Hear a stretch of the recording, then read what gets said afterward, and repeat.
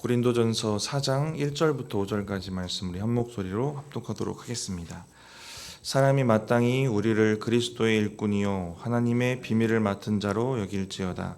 그리고 맡은 자들에게 구할 것은 충성이니라. 너희에게나 다른 사람에게나 판단받는 것이 내게는 매우 작은 일이라.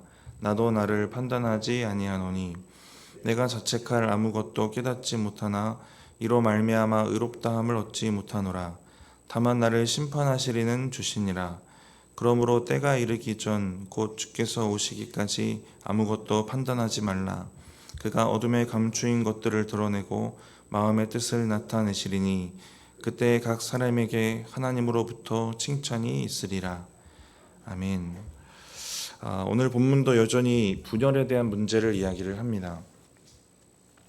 오늘 본문에서 밝히는 것은 바울이 분열의 원인을 사역자들을 인간적인 생각과 취향으로 너희들이 판단했기 때문에 그렇다라는 이 논리를 펴니다. 그래서 오늘 본문에는 판단하지 말라는 이야기를 시작하고 쭉 이제 이야기를 이어가게 되는데요. 우리 1절 다시 한번 읽어보겠습니다. 사람이 마땅히 우리를 그리스도의 일꾼이요 하나님의 비밀을 맡은 자로 여길지어다. 사역자들의 위치, 그 고린도 교회 지도자들의 위치가 영적 위치가 이렇다라는 걸 얘기를 하는 건데요. 사람이라고 하는 건 고린도 교회 사람들이고요. 우리를이라고 말하는 것은 바울과 다른 사역자들, 지도자들을 말합니다. 바울은 고린도 교인들에게 이 지도자들이 그리스도의 일꾼이고 하나님의 구원의 비밀을 맡은 자라고 합니다. 이게 영적 위치이고 그래서 인간적인 판단의 대상이 아니다라는 얘기를 합니다. 판단이 대상이 아닌데 우리는 본능적으로 판단을 합니다. 사역자도 사람이라서 판단할 걸 찾으면 판단할 게 너무 많아요. 찾으면 찾아지는 겁니다. 약점은 찾으면 찾아지는 것이에요. 그래서 어떤 사역자든 이걸 잘하고 저걸 잘하는 게 있고, 또 아볼로는 생각해보면 달변가였고 설교를 재밌게 잘하겠죠. 바울은 말보다 글에 자신감이 있었던 사람입니다. 이렇게 사역자마다 잘하는 게 있고 어떤 사람은 또 이걸 못하고 저걸 못하는 게 또 있는 겁니다. 그래서 판단하거나 실망하거나 또 자기 취향에 맞춰서 누군가를 더 높이거나 누군가를 낮추거나 할 수 없다라는 이 사역자의 영적 위치를 먼저 1절에 얘기를 합니다. 자기의 기준이 있고 자기 마음에 맞는 사람, 자기의 인간적인 기준이 있겠지만 그러지 말아라 라는 이 논리를 어디서부터 시작하냐면 3장에서부터 이 논리를 계속 이어가고 있는 건데요. 1절에 보면 마땅히라고 단어가 나오는데 그러므로, 그런즉이라는 의미가 있습니다. 그러니까 앞의 내용을 받아서 이어주는 접속사인데 3장에서부터 이 논리 전개가 이어지고 있어요. 3장 21절을 보시면 누구든지 사람을 자랑하지 말라. 이 논리는 뭐냐면 사람 자랑에서 파벌이 생겼다, 이런 분열이 생겼다, 이런 논리입니다. 바울, 아볼로, 게바를 자랑하지 말라. 그들도 너희도 모두 하나님 것이다. 이런 이야기를 3장 22절 또 23절에는 너희는 그리스도의 것이요 그리스도는 하나님의 것이라. 너희나 그들이나 다 하나님의 것일 뿐이다 라는 이 논리를 4장에까지 이어가는 겁니다. 너희는 그리스도의 것이요 그리스도는 하나님의 것이니라. 사역자들도 그리스도의 것이고 하나님의 것일 뿐이다 라는 얘기입니다. 이 1절에 사역자들의 영적 정체성을 그리스도의 일꾼, 하나님의 비밀을 맡은 자라고 말합니다. 이 두 개로 나눠서 얘기하는 것도 큰 의미가 있는데요. 이 일꾼이라는 단어의 원어를 보면 노젓는 노예입니다. 노를 젓는 노예. 노예 중에서도 가장 밑에 있는 노예입니다. 뭔가 큰 죄를 지은 노예들이 이런 일을 하고 여기까지 내려간 노예는 다시 올라갈 수가 없어요. 죽기 전까지는. 참 비천한 노예를 뜻하는 말이고 이게 충성을 다하는 일꾼이다라는 의미까지 이제 의미가 발전되게 됩니다. 그러니까 충성을 다하는 일꾼, 자기를 비천한 위치에 두고 충성을 다하면서 자기의 권리를 주장하지 않는 일꾼, 이런 의미로 해석해 볼 수 있어요. 그리고 비밀을 맡은 자라고 하는데 이 맡은 자라는 단어는 집을 관리하는 사람입니다. 그래서 관리인, 지배인, 여기는 어느 정도 권리가 있고 또 높은 위치가 있는 사람들을 말합니다. 그러니까 이 두 가지 단어로 나눠서 이야기를 하는데, 일꾼이라는 단어는 자기 권리가 없는 낮은 위치를 말하고요. 맡은 자라는 단어는 그래도 권리가 있는 높은 위치를 뜻하기도 합니다. 이 두 단어로 설명하는 건 어느 극단에 빠지지 말라는 겁니다. 그 지도자들을, 고린도 교인들이 그 지도자들을 너무 업신여겨서 무시해도 안 되는 것이고, 너무 과도하게 높여서 그들을 우상화해도 안 된다라는 얘기를 하는 겁니다. 낮은 위치나 또 높은 위치나 이렇게 나눠서 얘기하지만 결국 그 가장 위에 계신 분은 또 하나님이시기 때문에 이게 인간적인 판단의 기준으로 사용될 수 없다라는 논리를 이야기하는 것입니다. 근데 고린도 교회에 파벌 문제가 생겼다라는 건 이 두 가지를 다 못하고 하는 거예요. 못하고 있는 겁니다. 자기가 좋아하는 지도자는 과도하게 높이고 나머지 지도자는 반대로 낮게 여기는 상황들이 벌어지게 되는 겁니다. 고린도 교회 지도자들을 자신들의 인간적인 생각과 기준을 가지고 판단하고 있는 것입니다. 바울이 말하는 것처럼 고린도 교회 지도자들이 그리스도의 일꾼이고 하나님의 복음 맡은 자이기 때문에 판단의 대상이 아닌데 사람의 판단의 기준을 따라서 누군가 높이고 누군가 낮추는 일, 이런 일들이 벌어지고 있는 것입니다. 자신들만의 판단 기준이 있기 때문에, 그래서 이제 2절에 보시면 바울이 이렇게 한마디로 정리를 합니다. 이게 판단 기준이다 라는 정리예요. 우리는 충성에 대한 얘기 들을 때 많이 들어왔던 구절인데, 이런 논리 전개 속에서 이루어진 구절입니다. 우리 2절 말씀 같이 한번 읽어보겠습니다. 그리고 맡은 자들에게 구할 것은 충성이니라. 말씀드렸지만 1, 2절의 그 맥락을 보시면 고린도 교인들이 지도자들을 인간적인 판단 기준 가지고 판단하는 것을 지적하는 맥락 속에서 나온 말씀이에요. 그러니까 고린도 교회 교인들이 세상에서 말하는 그런 지혜나 지식 아니면 언변이나 은사, 여러 가지 인간적인 판단 기준을 가지고 판단하는 것이 잘못되었고, 오직 이 충성이라는 기준이 가장 중요하다라는 얘기로 정리를 합니다. 고린도 교회는 12장에서 보면 은사 문제가 다뤄지는 것 우리가 볼 수 있는데, 그만큼 은사도 풍성했던 교회예요. 그리고 1장에 보시면 지식도 풍성했고 또 언변도 뛰어났다고 그럽니다. 그러면 만약에 바울 같은 사람이 설교할 때 저희가 더 말을 잘하는데, 이게 판단의 기준이 될 수도 있는 겁니다. 은사가 풍성했는데 누군가는 달변가이지만 은사는 없어요. 그럼 이건 또 그들에게 판단의 기준이 될 수 있는 겁니다. 자신들은 언변이 뛰어나고 은사가 풍성한데 은사도 부족하고 언변도 부족해 보이는 지도자를 보면서 이게 판단의 기준이 되는 겁니다. 지식이나 은사, 언변 이런 것들은 맡겨진 복음을 위한 부차적인 도구예요. 그래서 바울이 지금 무슨 얘기하는 거냐면 진짜 본질적인 기준에 대해서 이야기를 하는 겁니다.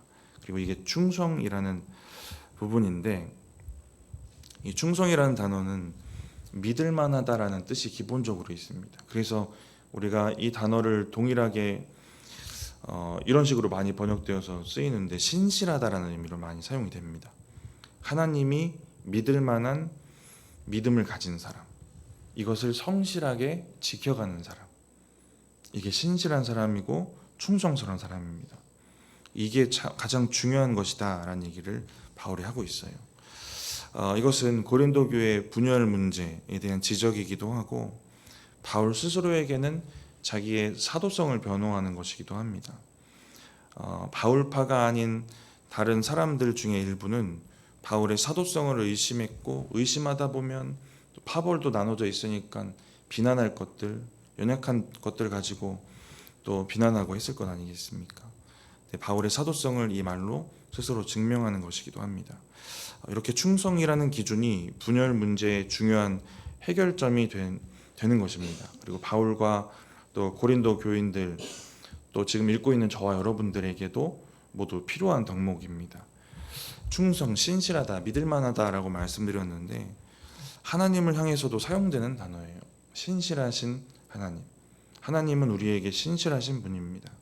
그래서 우리도 하나님께 신실한 믿음 되어야 되는 겁니다. 우리가 복음을 맡은 자로 살면서 우리의 주인 되신 하나님께 믿을 만한 사람 되는 것, 이게 충성이고, 이러한 충성이 저와 여러분에게 있기를 축복합니다. 그리고 3절부터는 충성의 대상, 또 유일한 판단자가 하나님이다 라는 얘기를 합니다. 우리 3절 같이 한번 읽어보겠습니다. 너희에게나 다른 사람에게나 판단을 받는 것이 내게는 매우 작은 일이라. 나도 판단을 하지 아니하노니. 너희에게나 다른 사람에게나 판단받는 것이 내게는 매우 작은 일이라고 합니다. 사람의 판단이 나에겐 그렇게 중요한 일이 아니다. 왜 중요하지 않냐면 유일한 판단자 하나님께 이 판단을 넘겼기 때문에 그렇습니다. 이게 바울의 신앙관입니다. 바울이 이어서 이렇게 얘기합니다. 나도 나를 판단하지 아니하노니. 자신도 자신을 판단하지 않는다고 합니다. 근데 이어지는 구절을 보시면 자기가 스스로 판단한 자기 판단이 있기는 있어요.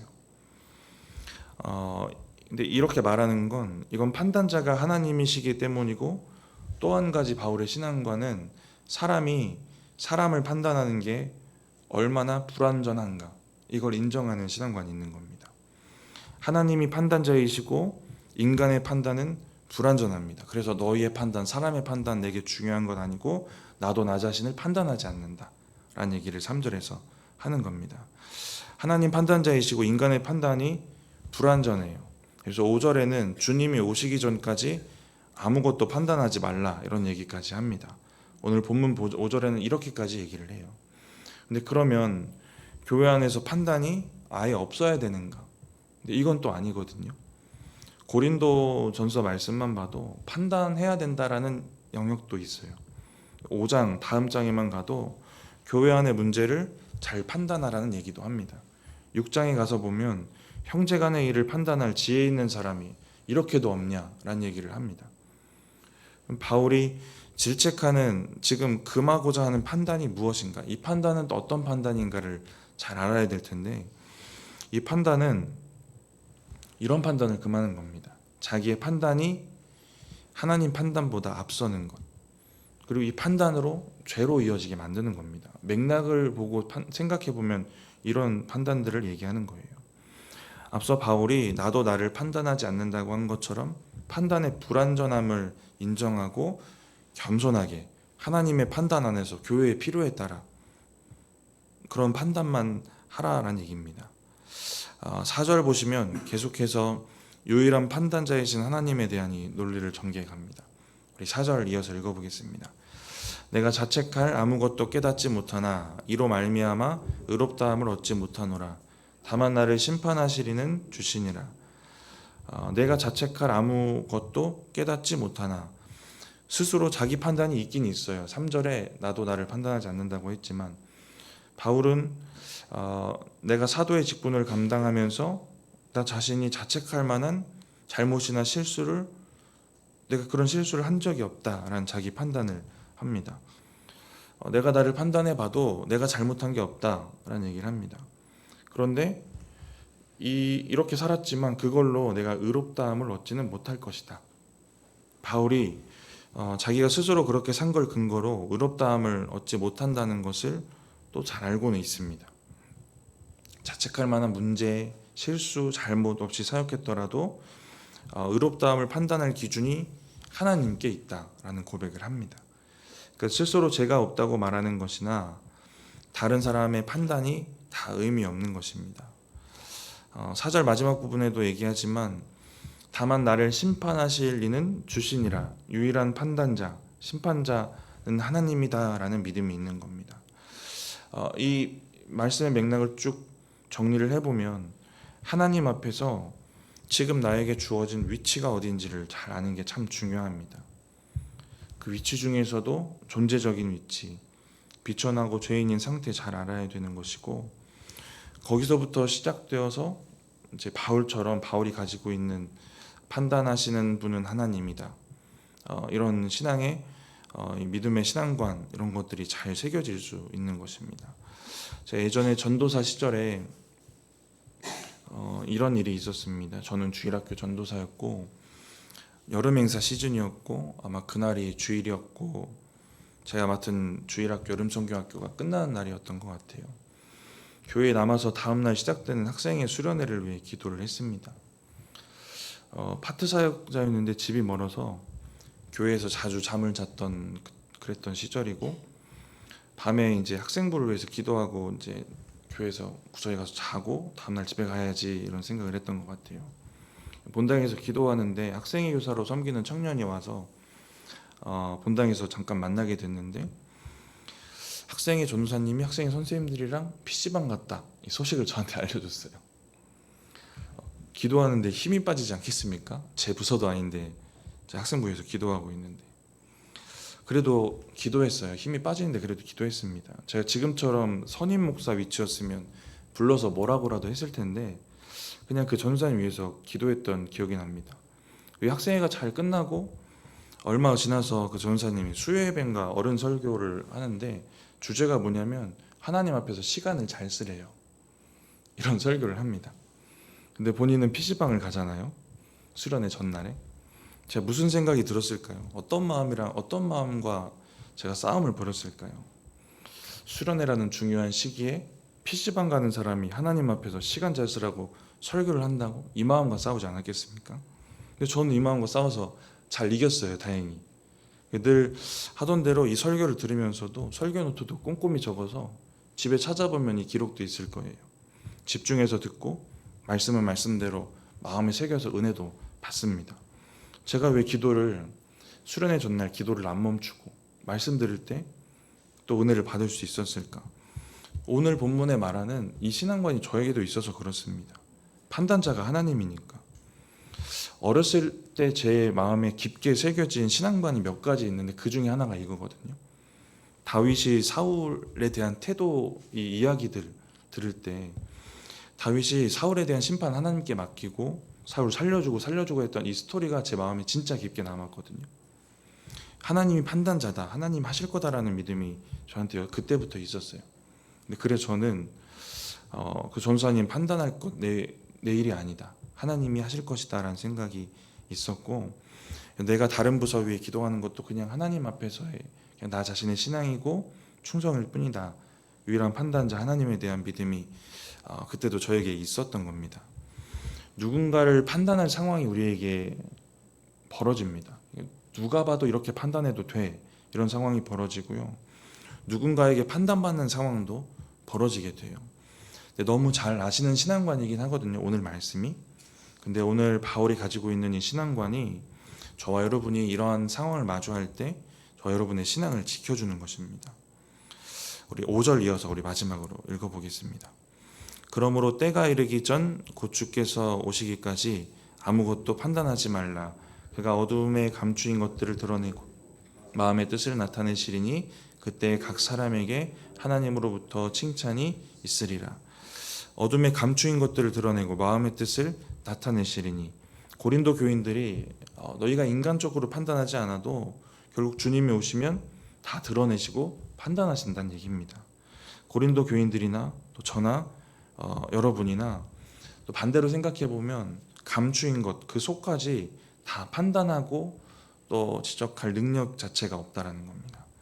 그래서 말씀을 정리하면서 앞에서 잠깐 나누었던 부분이지만 우리의 위치를 잘 기억하고 우리의 능력 없음을 인정하고 겸손한 마음으로 하나님 밝히실 것이다, 하나님이 판단자다라는 이런 신앙의 정체성, 이런 신앙관이 저와 여러분에게 있기를 바랍니다. 그렇게 살아가시면서 판단받으실 만한 상황, 판단하고 싶으신 상황 속에서도 믿음을 견고히 잘 지켜가시는 저와 여러분들 되시기 바랍니다. 잠깐 기도하겠습니다. 하나님, 오늘 고린도서 말씀을 통하여서 또 우리의 믿음을 비춰보고 돌아봅니다. 유일한 판단자 되시는 하나님, 이 하나님에 대한 믿음이 우리 가운데 있어서 하나님 우리의 믿음을 잘 지키게 하시고 판단하고 싶은 상황, 또 판단받는 상황에서도 흔들리지 않는 믿음으로 살아갈 수 있도록 주님 함께하여 주시옵소서. 이 시간 주님 앞에 예물 드린 손길 기억하시고 그 기도의 제목과 소원 가운데 함께하여 주시옵소서. 감사합니다. 예수님의 이름으로 기도드립니다. 아멘.